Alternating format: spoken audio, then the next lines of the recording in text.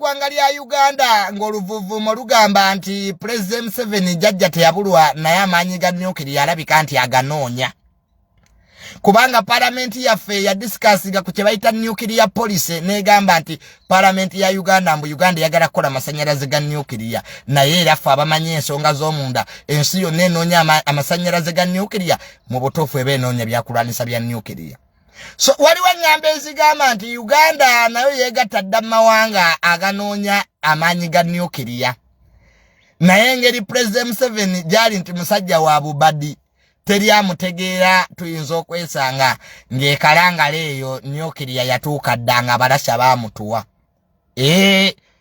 Bino njogeramu byogere mbage President Museveni nga bwali nti alina obubadi bungi alina obubadi 100 oyinza okusanga Uganda eri nuclear armed nga temumanyi. Kubanga abanoosi Korea n'abalasha beefuza eggwanga lino nga n'ennyonyi ze tukozesa nkola ya mulasha Sikoi. So President Museveni ne Parliament bateesa dda engeri Uganda. Era President Museveni bwe yasinkana Barack Hussein Obama mu lukiiko lwe lumu yamubuuza nti bannange Asia ina nuclear, Europe ina nuclear, American continent ina nuclear, lwaki Africa tefuna ffe nuclear atubutula? Bino ebigambo byayogerwa President Museveni jajja tebahabulwa ng'asisinkanye Barack Hussein Obama ng'amugamba bannange Africa lwaki naffe tetufuna? Ekyo kyabuzibula abazungu amaaso ne kibategeeza nti President Museveni n'amaanyi ga nuclear ageetaaga Uganda okusigala nga yekirimaanyi mu Great Lakes region nga bweri. Ekyamazima ddala President Museveni ye regional leader wa Great Lakes region era entuula zonna zibeera wano. Akuma ba president abasoba mu basatu mu Great Lakes region Sudan, Burundi, Somalia ng'ogaseeko ne Uganda. Kenya, Tanzania bamuwa ekitiibwa kubanga President Museveni mukijjukire nti yali nnyo mukwano gwa President wa Tanzania Julius Mwalimu Nyerere. Era olw'omukwano wakati wa Tanzania ne Uganda President Museveni yagenda maaso n'azimbayo n'essomero ly'ekijjukizo. Ekyo era mukyongereko nti mukyala wa Julius Nyerere President Museveni yamulabirira amutwalanga maama we. So Uganda ne Tanzania omukwano gwo gw'amaanyi. Tuzeeko wane Kenya President aliyo William Ruto yandibadde si President singa si President Museveni. Era William Ruto nga tannakwata buyinza Kenya yali mugenyi nnyo wano nga yeebuuza ku President Museveni butya bw'asobola okwogera n'Abamerika n'Abayudaaya okulaba nti bamuwagira. President William Ruto yeewuube Uganda afune ku bukodyo President Museveni butya bw'asobola omuwa asobola okuwangula akalulu e Kenya. Era kyo kyamazima ekitali kyakukweka Uganda yawagira William Samuel Ruto okutwala obukulembeze Kenya. Ekintu ekyanyiza ennyo Abannakenya abamu ne baga Uganda yeeyingiza nnyo mu byobufuzi by'e Kenya. Esaana ekomaawo. Remember tulina ebizibu ne Kenya ku Mijingo Island. Tuzze tukubagana n'eggwanga lya Kenya ku Mijingo Highland nga Kenya egamba nti akazinga kaayo wadde President Museveni yayiwako dda SFC okulaba nti ekizinga ekyo ekyamizingo kisigala mu ggwanga lya Uganda. Era ddala bw'otuuka ku Mijingo Island amagye agaliko gwa ggwanga lya Uganda. So William Samuel Ruto ne President Museveni Ruto waaba ayogera eri President Museveni amuyita ekintu kimu nti baba taata. Era William Samuel Ruto bwe yali alayira President Museveni ye yasembayo okwogera akabonera akalaga nti alina ettaffaali ly'amaanyi nnyo lyatadde ku Kenya ne William Samuel Ruto. So bwe tugaa nti President Museveni ye regional leader towakana. Ene Rwanda ewa Paul His Excellency Paul Kagame mutabani we Generali Muhoozi takonkona. Era General Muhoozi mutabani wa President Museveni bw'atuuka e Rwanda taba na security kubanga abawaka era ebiseera ebisinga General Muhoozi ayita President Kagame kojja naga my uncle.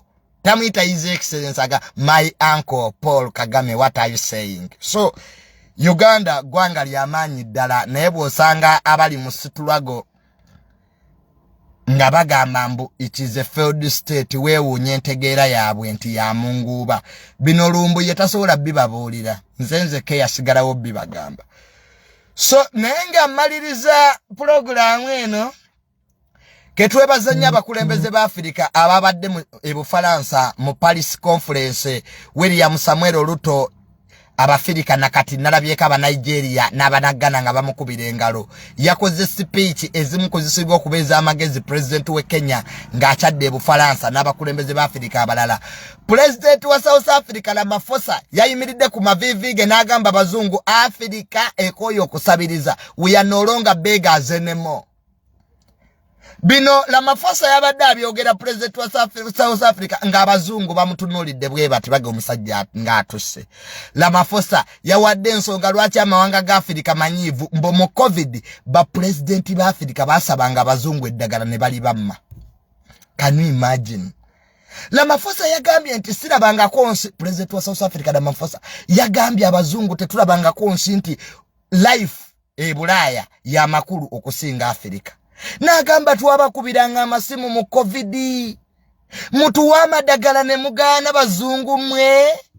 Muli wano mwefuula nti muli mikwano gyaffe. Ramaphosa president wa South Africa nagamba nti African continent ekoyo okusabiriza kyekiseera okwekolera ebintu byaffe. Bino president wa South Africa Ramaphosa ngamaze okubyogera ebigambo ebyabadde bikawanga omususa mu bazungu nga president wa France Emmanuel Macron amutunuulidde bwati. Chancellor wa Germany amutunuulidde bwati agabannanga Abafirika babadde kibano nga bazuukuse. Kakati ate William Samuel Ruto president we Kenya yate n'akamalamu.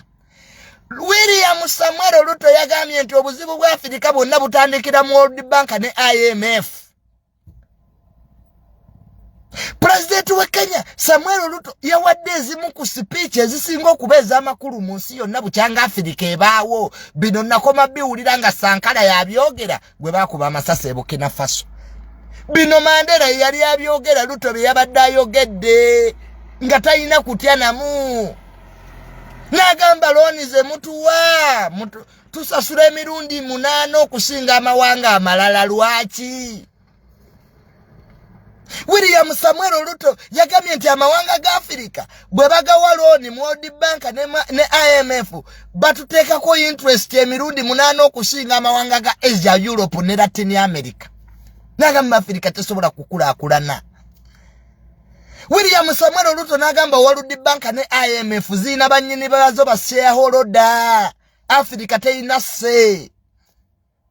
Nagamba kakati we should form a new financial architecture. Afrika mweyina se. Mu butuufu ebigambo bya William Ruto Afrika yabisanyukidde. Era ndabyeko aba Nigeria ndabye abanagana ku Twitter nga bagamba mu butuufu Afrika etandise okuzuukuka efunye abakulembeze. Mu butuufu William Samuel Ruto yannyonnyodde. Nagamba Afrika tetusobola kukula nga mutuwa mabanja ate ne mugakubisaamu emirundi 8. William Samuel Ruto nagamba Kenya yokka esasula obuwumbi bwa $, yabwogedde mu butuufu ng'okaaba amaziga n'ogamba omuzungu kiki kyabadde atukola. So William Samuel Ruto yagaye bino ebya World Bank ne IMF kyekiseera Afrika ebiveemu tukole ekibiina ekipya ekya financially nenga Afrika inamu se. Nagamba omukyala atwala World Bank goyina bakama abo bashareholder ajo reportinga mulimu omuddugavu nti nedda kati sirika njogere. So William Samuel Ruto yawadde speech nnungi nnyo ne president wa South Africa Ramaphosa bagambye abazungu. So Afrika etandise okuzuukuka ketusabe nnyo nti really abazungu bano they get the message in a good way kubanga buli president avaayo okubawakanya bamutta. Buli president wa Afrika avaayo okuwakanya abazungu bw'atafa COVID amaliriza ennyonyi ye efunye ekizibu. So tukirabyeko Sankara bwe bamukuba amasasi Kampoli eyali mukwano gwe e Burkina Faso lwa kuchallenginga influence ya Bufaransa mu West Africa. Neke tusabe nti William Samuel Ruto byayogedde it was a nice speech. Yabadde articulate oluzungu lwe bino byengamba Bob Wine. Namugamba Bob Wine gende wa William Samuel Ruto ofune ku notes. Nagamba Bob Wine tosobola kuba president nga toyinayo president akubakinga. President Museveni okufuna obuyinza yasooka wa Julius Nyerere. Naye gwe tosobola kubanga oli magere mu bigere nga Bobi Wine otugati ogenda ba president tunulira oluzungu lwa Ruto omusajja Ruto ayogera oluzungu nga ba president betaaga ba interpreter oluzungu lwa Kimerika kubanga William Samuel Ruto aina doctorate is a doctor aina PhD nekati Bobi Wine we mudidi kagaba ne Uganda batutulizo ku kadi labuno omusajja afuga Malawi Lazarus Kyakwera is a doctor Bobi Wine namugamba de yasome ekirungi Bobi Wine wampuliriza era luli wankubira nakugamba Bobi Wine dayosoma amateeka Katolika Vendish that's a good point teri musiru agenda fuga Uganda mbabulira you must be a specialist in something ensi gyeraga ebiseera by'abakuba endulu biweddewo street noise simanya ntebe mu ntebe simanya firia dictator ebyo eby'abasiru biweddewo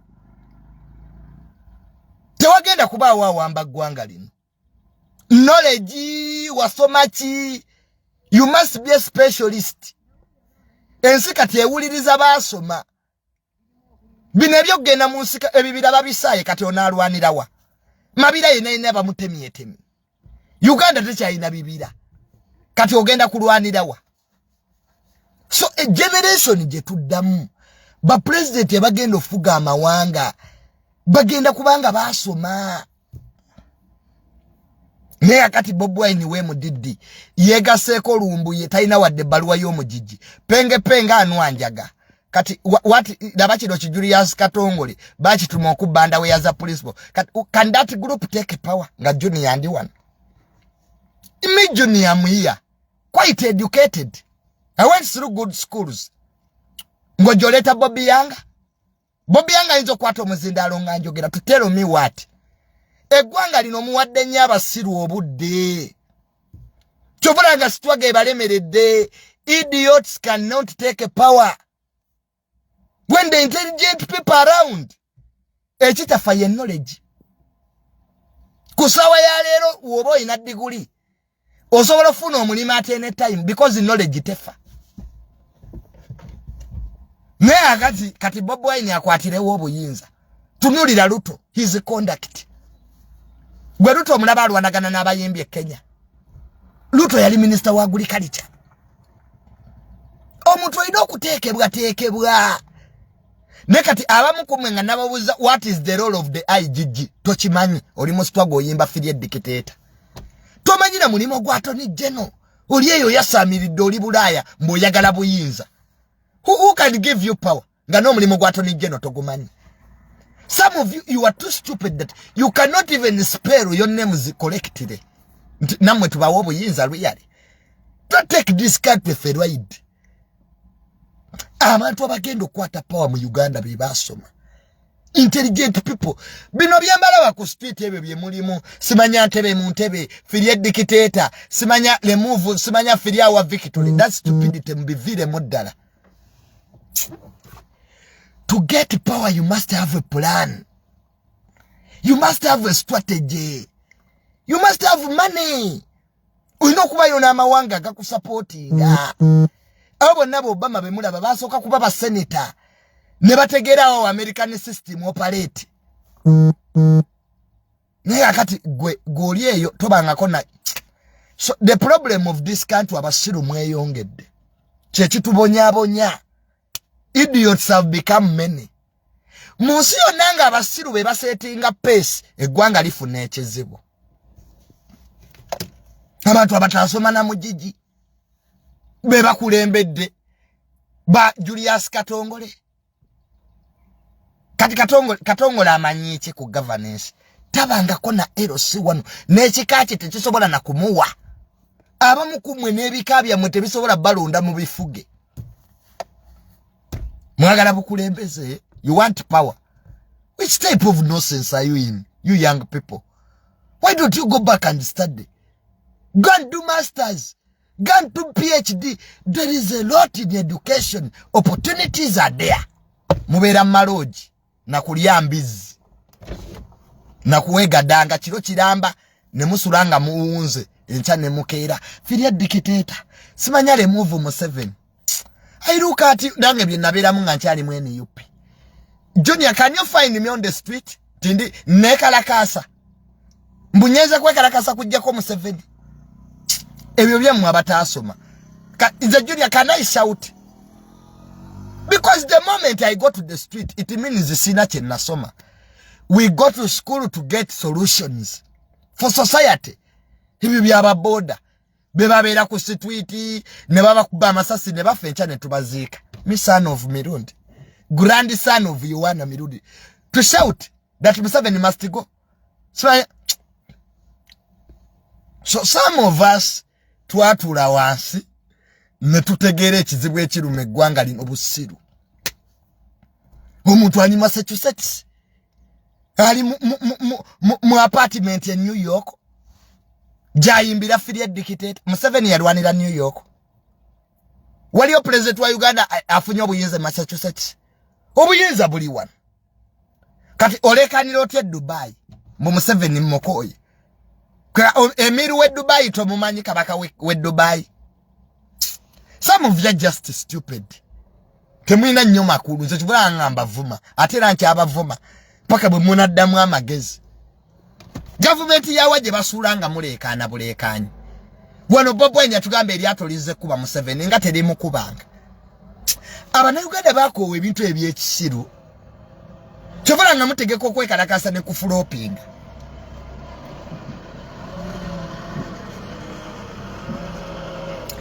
This is the truth. Oba you unfollow oba follow this message gege na mazima. Maimu ako okutegeera. Nze nasigala bagamba mazima. Nzoloza Junior ninache nenya ko social media. Bagenda ku shares. Nze my role is to tell you facts. Mwatugamba ntebe mu ntebe. Ne mutugamba president Museveni tagenda kulayira. Ne mutugamba Museveni mugenda mulopa mu UN. Ne mutugamba president Museveni tagenda kufuga. What happened? You think people are stupid? Mwamuloza mugenda kugenda nga muli mbensi. Okuva bili abiri Mason 2021 yakomawa. Bwe tubibabuuza nga mutandika okwebuzabuza. And follow. Sibanya bichi. Answer the questions. Answer Ugandans want to know. 2021 yakomawa. Abana b'abantu bangi bafiira mu kalulu. What happened? People want to know. Bob Wine alina pulani ki mu 2026. Era mugenda kudda mu tisaba na babandi. Mugenda kudda mu tulimenti akalu katwala Museveni. Teri kalu katwala President Museveni. President Museveni company yazikuba obululuzize. Isi chairman yagenda okulangulira akalulu uwe. Kati nganange Junior yasomo dawo nimbalimba. Mbosibanyamba akalu katwala Museveni. Ng'obululu buva ali ku district ne bugende wabala DC. Gwesichi joinanga ina district tale center. Kenya form 34A mujemita declaration form bweva ali ku polling center egenda buterevu ku public portal. Uganda ina public portal. Kati olimbani. Akaluteka jja ku president 7 mbabulira. Bagenda kudda mwera babakube emiggo. Fe batukubadde emiggo. Era kwogera ebya kisiru. Oli lumbu yali mutoye take. Lumbu yataina wadde baluwa ye mujiji. Mwa aliena abagamba mugende mufe. Bonna basinga okuba endulu mu struggle bebweru. Lwaki struggle tebagirete Uganda? Tiketi ekobyawo lumbu ye Uganda yabula. Njagala nnyo lumbu ye kigula lujja kikolere wano nzirayo mu struggle. So Patricia Sewungu boliko okwekweka ebweru nojja wano nja kudda mu struggle. Abakubi b'endulu bali Bulaya beekwese bagalamu abasiru mufe. Linegwanga abasiru bajja kufa abagezi tujja sigala. Mbabulira mu bantu abafa temuli mu mwana wa Boboeni wadde ow'oluganda lwe. Mubafiira mu kalulu kati gwe sinika ebyo ebinnyo.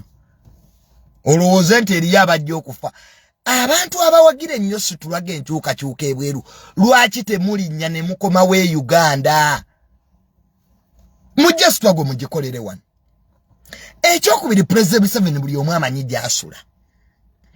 Asula Ntebe lwaki temugendayo? Temugiyitako. So eggwanga lino bwe tutayogere mazima na kugayidinga abaana bano bagenda kufa. Segera abantu baba wabiza nnyo baba wadde false hope lumbu yetasobola kulinnya Uganda era ye afubutuka mu mpuku ettake n'amala n'akugamba mugende mwekalakasa lwaki lumbu yetukomawo ne weekalakasa kitegeeza they are cowards. Why don't you fight for what you believe in? So those idiots who are lying you abo bapenge penge babina mukunwanjaga penge penge aizo kulinya Uganda. So don't take their advice, young people. Our generation will get power, but not now.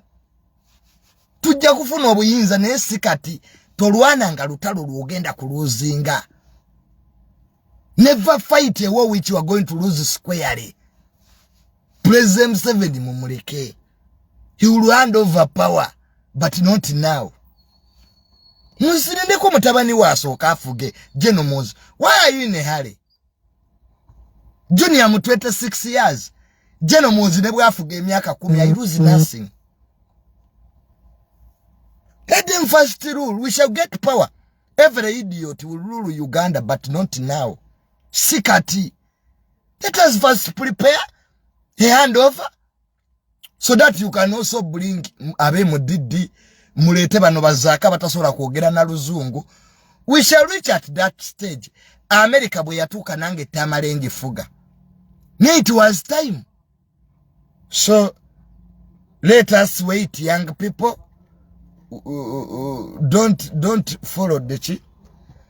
Sijja kusuka wano tusinkane chi sami mulwadde oba alwale. Isimalwe yafa teyakola video nga musanyufu. Nze bivubuka mmwe kambabulire mujja kwebuza amagezi mu bula abantu. Omuntu waba afudde n'oba oli musiru sirikako. N'ekyo kivuka kisabisabi ekyakola video nga tulaba. Mbuyisi babali yose ne bamutta. Nze abantu bonna nabategeera. Bw'otayimirira naffe tetujja kuyimirira naawe. Bw'ona ayagala okutukakanya naffe tujja kukakanya. Buli omu kyasiga kyakungula. Tosiga bukyaayi ate n'ofuna mukwano. Abantu b'e Bulaaya abamu mweddeko. Naddala mwe bivubuka mwe ebiri e Dubai ebyo ebyasama ku social media. Sami yali alooza ye talwala. Omuntu afudde bamukubye amasasi ensi eri mu nnaku tetunnaba na kumuziika oli mukola bu video. Kakati olwo tukabembu mbu Sami mulwadde. Byokolera bimala ne bikuddira. Ensi buli kyofulumya kyegendereze. So n'olwekyo abantu bonna abali e Bulaaya abalowooza nti bo bajja kutukakanya bakwano baffe basanyuke mbubwe banalwala tujja kubeera na obwo bulimbo obwenkukunala tetujja kukikola. Abatubeereddewo tujja babeererawo. Abayimirira naffe tujja kuyimirira nammwe. Abatulwanisa tujja kubalwanisa. Abatuogerako bubi tujja boogerako bubi. Sami kyekyo kye yasiga. Isimanafa nokola eke bamutte babadde balya mwenaalemu bichi. That is not good. Arene munonya simpase. Mulwadde kakati musonde tetujja kusonda. Tetujja kukaaba. Nabo tebatukabira. Kakati n'olwekyo buli omu kyasiga kyakungula. Sami wasiga kabampaane nupu nga tennakusondera. Neyisima ne bamukuba amasasi. Musajja watu jajja ichuli jajja gudu. Ngense ekyali mu kiyongobero ffenna tusobeddwa ekivubuka ekyo kisami kyakola video nga kisanyufu. Neno omugayisima yakubbira ki. Okuwagira NUP buli omaina kubeera mu NUP. Lwaki olowooza nti NUP yendowooza esinga bakiyita bigotism? Buli omu alina kuwagira kyowagira era oli bw'atakiwagira sibanya asaana afe asaanye bamutte. Which type of society is this? Besigye teyavuganyako President Museveni teyagenda. Owekitiibwa Ssemwogerere teyaliiwo. Uganda tejja kukoma ku mmwe. Sami kitegeere Uganda tekoma ku ggwe. osobola okukwera ku makya n'olwala n'offensi n'etambula ne bw'ona kakkanya abalala bajja kukakkanya ne NUP yennyini tekwetaaga kubanga abe NUP bajja ne baziika Isima abanupu baziika Isima abe FDC baziika Isima abe NRM baziika Isima kuba Isima was exceptional nangera Junior nga nakedde ne nfa wano abanupu bajja abagezi twasigala batono we are very few people muntu kwate ng'ekyatika abagezi twasigala batono kakati gwe sami n'obusiru bwo ozokoze orozensi yerabira n'abanupu bennyini bagukusalira naye sami wano osusse so mubeere bulungi abadenya mbu Junior lwaki oli musanyufu sami mulwadde kyosiga kyokungula asiga okwagala alifuna kwagala abantu we bafa bawe ku kitiibwa